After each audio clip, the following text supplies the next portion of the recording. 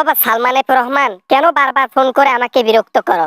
না আছি আমি ক্ষমতায়, না তোমাদেরকে কোনো হেল্প করতে পারবো, না আছি আমি কোনো দেশে, তারপরও আমাকে ফোন করে বিরক্ত করো কেন কেন?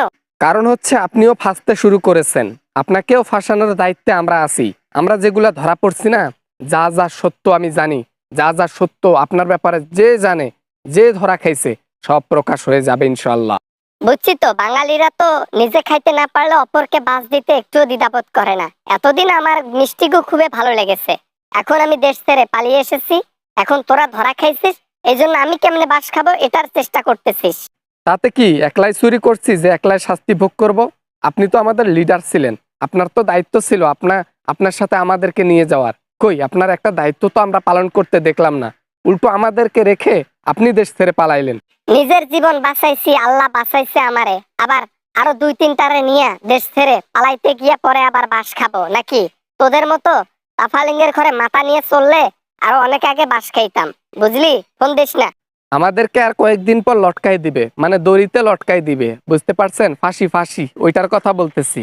যেভাবে ধরছে আর যে দোষগুলো চাপাই দিছে ঘাড়ের মধ্যে, তাতে জিন্দিগি ভর জেল থেকে বের হতে পারবো না, ডাইরেক্ট দড়িতে দেখা হবে। কিছু করার নাই, এখন আমারও কিছু করার নাই, তোমাদেরও কিছু করার নাই। এখন দড়িতে সুন্দরভাবে লটকে যাও, ঠিক আছে?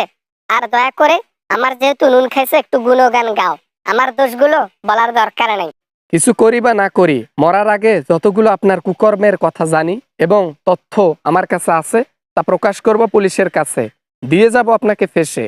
আপনি একা একা সুন্দরভাবে বাঁচবেন আর আমরা পিছন মারা খাবো। দুধ দিয়ে কালসাপ পুষছিলাম, যার কারণে আজকে নিজের কালসাপই ছবল মারতেছে বারবার। যাই হোক, তোমাদের যা ইচ্ছা করো, সমস্যা নেই। আমি এদেশ ওদেশ ছদ্মবেশে ঘুরে বেড়াবো, তাও ধরা পড়বো না বাংলাদেশের প্রশাসনের হাতে। কতদিন আর ছদ্মবেশে ঘুরে বেড়াবেন ম্যাডাম হাসিনা? হ্যাঁ, আমাদেরকে বাস দিয়েছেন, আপনি বাস খাবেন না? আপনি বাস খাবেন অবশ্যই।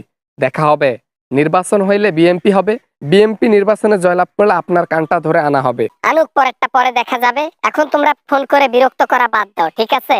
তোমাদেরকে ফাঁসি দেওয়ার সময় হইলে আর আর কথা বলার দরকার নেই। ফাঁসি দিলে দেবে, না দিলে না দেবে, ওগুলা দেখার সময় নেই। আমি কাউকে চিনি না, তোমরাও আমাকে চেনো না।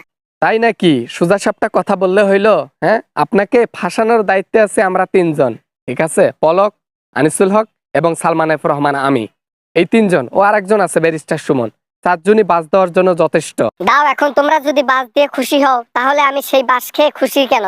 আমি দুঃখের সাগরে ভাসতে পারি, সমস্যা নেই। দাও, সমস্যা নেই। তোমাদের ভালো করার জন্য অনেক কিছু করছিলাম, শেষে যে তোমরা এভাবে আমার বিপরীতে লড়বা, এটা কখনো ভাবি নাই। কথাগুলো কম কষ্টে মন থেকে বের হয় নাই, মুখ থেকে বের হয় নাই, মনে অনেক কষ্ট, যার কারণে এই কথাগুলো বলতে কষ্ট হচ্ছে।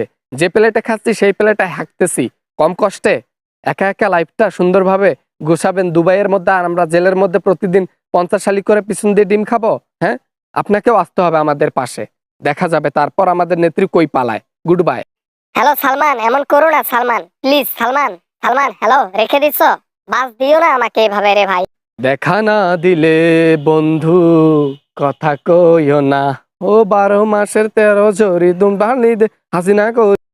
ভাই, আপনাদের জন্য অনেক কষ্ট করে ভিডিওগুলো বানাই, আপনারা ভিডিও দেখেন কিন্তু সাবস্ক্রাইব করেন না, লাইক করেন না, শেয়ার কম করেন।